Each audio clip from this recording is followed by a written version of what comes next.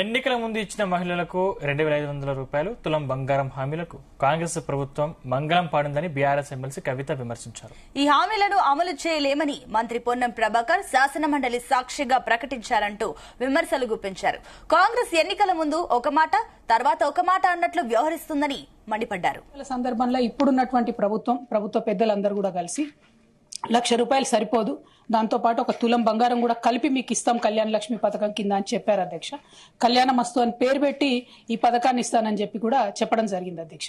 కానీ 15 నెలలు గడుస్తున్నా కూడా మరి కనీసం కళ్యాణ లక్ష్మి ఎంతమందికి ఇస్తున్నారు, పాత పద్ధతిలోనే ఇస్తున్నారా, ఇస్తుంటే క్రైటీరియా మార్చారా లేదా, ఇంకొకటి ఈ తులం బంగారం మరి 15 నెలల్లో అయినటువంటి పెళ్లిళ్లకు మీరు తర్వాతైనా రీఎంబర్స్ చేస్తారా, ఏం చేస్తారు అనేటటువంటి అంశాన్ని మేము అడగడం జరిగింది అధ్యక్ష.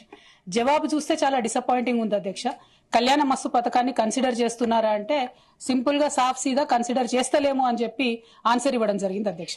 అంటే మీరు ఎన్నికల ముందు మహిళలకు తులం బంగారం ఇస్తామని చెప్పి మభ్య పెట్టినామని చెప్పి వాళ్ళ కౌన్సిల్లో ఇచ్చినటువంటి సమాధానం వల్ల ప్రభుత్వం మళ్ళొకసారి నిరూపించుకుందని చెప్పి మేము భావిస్తా ఉన్నాం అధ్యక్ష.